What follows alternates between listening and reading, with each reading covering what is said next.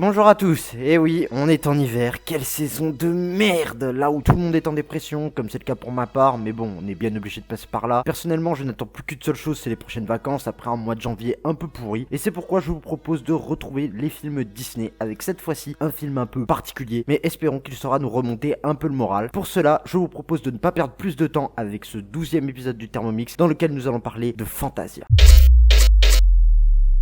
Fantasia est un film américain considéré comme le 3e classique d'animation Disney, sorti en 1940, réalisé par Ben Sharpsteen, l'un des réalisateurs de Pinocchio, et toujours bien évidemment produit par Walt Disney. On se retrouve donc peu de temps après la sortie de Pinocchio en 1940 pour le nouveau film des studios. La production de Fantasia a été lancée en parallèle de Pinocchio, mais sa genèse remonte à plus longtemps. En 1937, après la sortie de Blanche-Neige et les 7 nains, dont nous avons déjà parlé, Walt Disney connaît un succès planétaire. Son succès se fait principalement ressentir chez les jeunes, étant donné qu'ils sont la principale cible du studio. En pleine préparation pour Pinocchio, Walt Disney se lance également dans d'autres projets. L'un d'eux se nomme L'Apprenti Sorcier, adaptation du poème symphonique de Paul Dukas paru en 1897. Avec ce projet, Walt cherche à utiliser sa nouvelle notoriété auprès de la nouvelle génération pour redonner goût à la musique classique. Projet assez mineur au début, il prend une toute autre ampleur avec une rencontre qui va complètement changer l'histoire de ce projet. Leopold Stokowski, chef d'orchestre britannique d'origine polonaise et irlandaise qui dirige l'orchestre de Philadelphie depuis 1912, connu pour la liberté qu'il prenait sur les compositions classiques qu'il interprétait, rencontre Walt Disney. Rencontre qui s'est passée dans un restaurant de Beverly Hills dans lequel Walt Disney a invité Stokowski à rejoindre sa table. Ils ont parlé de leur projet. En découvrant la personne qu'était Stokowski, cette forme de génie qu'il habitait selon Disney, il lui propose une collaboration pour son court-métrage L'Apprenti Sorcier que Stokowski a accepté. Et tiens, anecdote. Pour le court-métrage L'Apprenti Sorcier, Disney comptait utiliser un enregistrement sonore du chef d'orchestre italien Arturo Toscanini. Or, Toscanini détestait Stokowski. Il lui avait même écrit par le passé une lettre dans laquelle on trouve « Croyez-moi, vous êtes bon pour la maison de fous ou la prison ». Mais après sa rencontre avec Stokowski, Walt Disney a viré l'enregistrement de Toscanini et engagé Stokowski. En gros, c'est comme si t'étais viré par ton employeur et qu'il engageait ton pire ennemi par la suite.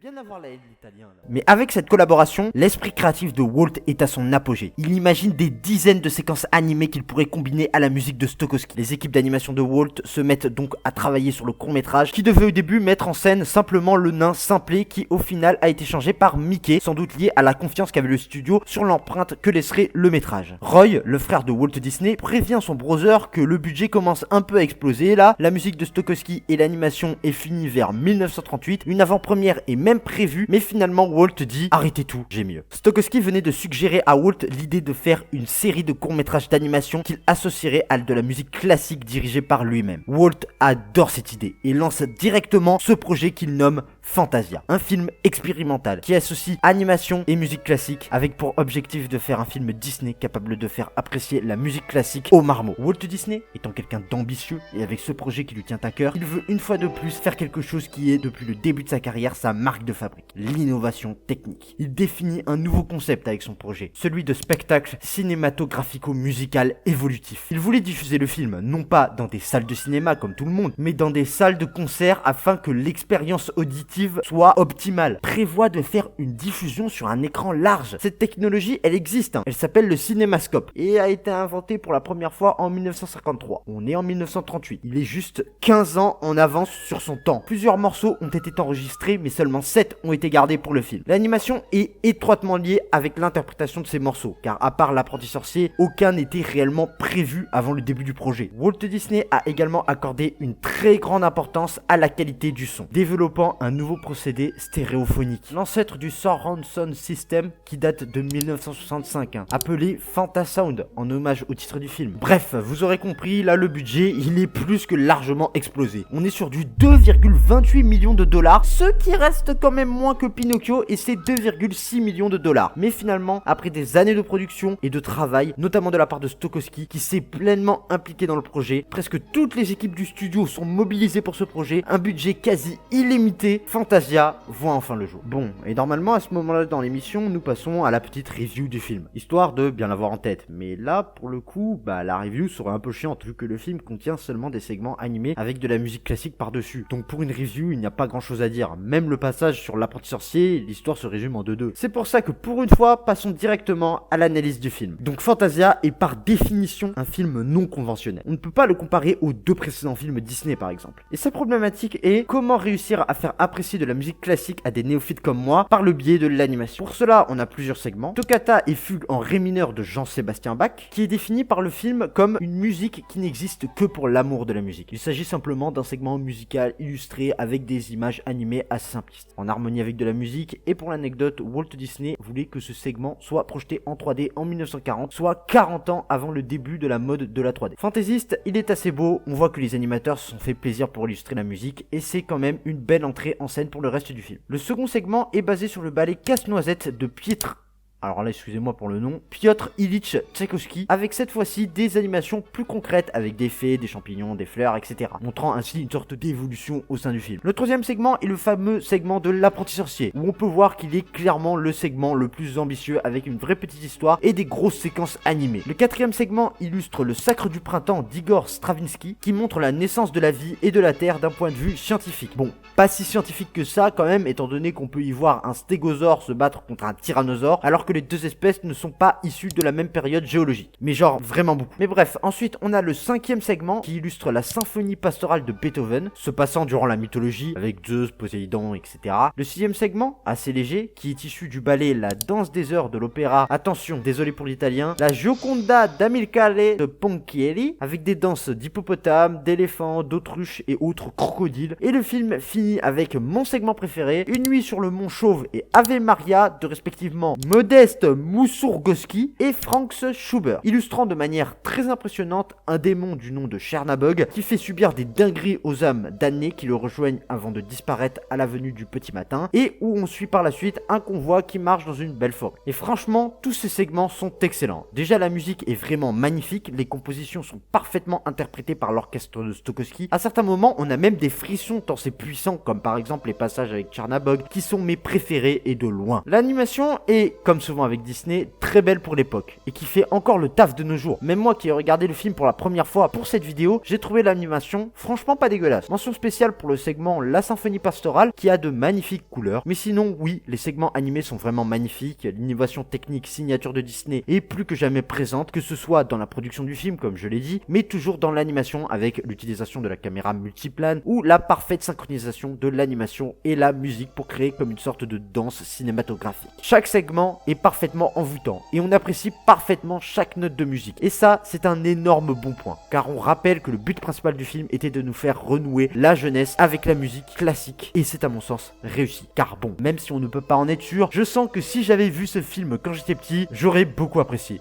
De belles musiques avec de belles images, je sens que je suis tellement débile que j'aurais adoré, même si j'aurais rien capté. Et surtout, ce film est pour moi important, car il ouvre une culture qui n'est pas facilement accessible. La musique classique, c'est une culture qui nécessite tout de même des connaissances, que ce soit musicales, intellectuelles ou autres. Ce n'est pas une culture auquel on accède facilement via internet ou autre. On peut, mais c'est vraiment galère, on va dire, et souvent, c'est une certaine classe sociale qui y a accès. Ceux qui ont un patrimoine culturel plutôt classique ou bourgeois, et donc avec Fantasia, sans être un cours ou bien l'exploration totale de la musique classique, mais une petite ouverture vers cette nouvelle culture pour une certaine partie des enfants qui n'y a peut-être pas eu accès, c'est toujours bénéfique. Ce que j'aime particulièrement dans ce film, c'est son concept, à savoir que le film est une expérimentation et qu'il a des séquences pensées individuellement. Elles n'ont rien à voir entre elles si ce n'est la musique classique, et ça c'est un très bon point, car ici on sent que chaque séquence a été perfectionnée à chaque seconde. Ainsi, à chaque segment, je ressens toute cette dévotion. Mais malheureusement, l'un des principaux reproches que l'on fait à Fantasia, c'est d'être chiant. Et c'est là que je me pose vraiment des questions sur les personnes qui pensent ça. Car ont-ils vraiment compris le principe de l'œuvre? Une mise en œuvre des meilleurs moyens de création de Disney à travers le biais de la musique classique. On a des compositions classiques très connues, parfaitement interprétées, derrière une sublime animation qui illustre cette musique. Quel est le problème? Oui, il y a des passages plus calmes où l'action est moindre.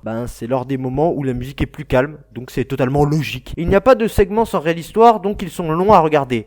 Peut-être parce que l'intérêt de ces passages n'est justement pas d'être seulement regardé, mais bien de vivre pleinement tous les aspects du film. Le film pourrait déplaire aux gens qui ont l'habitude de voir des films avec une histoire classique, mais en même temps, ces gens vont voir un film expérimental sans histoire précise. Genre, oui, C'est le principe du truc en fait. En réalité, cette critique m'agace car ça donne vraiment l'impression de donner de la confiture au cochon. D'un côté, on offre une nouvelle proposition artistique largement visionnaire, comme on l'a vu, avec presque que des qualités intrinsèques, des artistes de génie qui ont travaillé dessus, un homme qui a tout fait pour que le film ait les meilleures projections possibles, et derrière, il y a des mecs qui viennent répondre à ça avec des "Oh là là, mais c'est lent et chiant ton truc là, je veux de l'action, de l'action, de l'action, je suis incapable de rester concentré plus de 10 minutes. Ouais, je veux du lait." Bref, franchement, les gens qui se plaignent de ça n'ont vraiment rien compris à l'intérêt du truc et donnent vraiment l'impression de ne pas mériter la qualité du produit qui leur est servi. Ils doivent sans doute travailler pour Cinématrash, tiens. Mais sinon, si j'ai voulu vous parler de ce film, c'est pour vraiment vous inviter à aller voir Fantasia. Même si vous n'êtes pas fan des films d'animation parce que le film est tellement plus que ça. C'est une œuvre d'art, un film unique. C'est même plus qu'un film, c'est une vraie expérience qu'il faut vivre. Et c'est pour ça que je vous invite à aller le voir, car le meilleur argument pour comprendre que Fantasia est un très bon film, c'est de le voir. Walt Disney était très fier de ce projet, parce que, en mon sens, ce projet lui ressemblait. Un projet ambitieux dans son domaine, nécessitant beaucoup d'argent, accompagné par des artistes très talentueux, et qui laissera son empreinte dans l'histoire de sa compagnie, et même du monde de l'animation. Mais ça a quand même pris du temps, car comme Pinocchio, le film a flop de fou. Principalement à cause de la Seconde Guerre mondiale, mais heureusement, le film est resté dans les mémoires par la suite. Le design de Mickey Magicien est devenu culte, par exemple. La séquence avec Chernabog est devenue iconique, et putain que cette séquence me donne des frissons à chaque fois.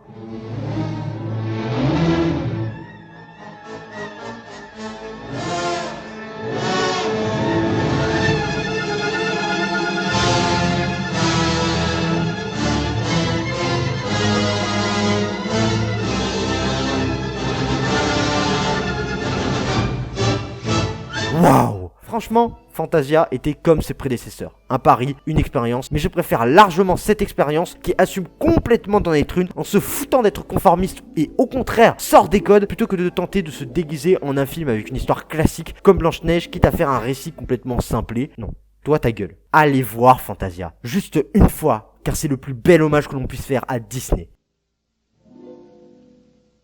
Et cette vidéo devient beaucoup trop sérieuse, donc n'oubliez pas les classiques abonnements, pouce bleu pour le référencement, ainsi que Twitter et TikTok, bien que je sois putain d'inactif dessus en ce moment. C'était Tomixou, comme vous préférez, à bientôt sur cette chaîne ou ailleurs, la bise.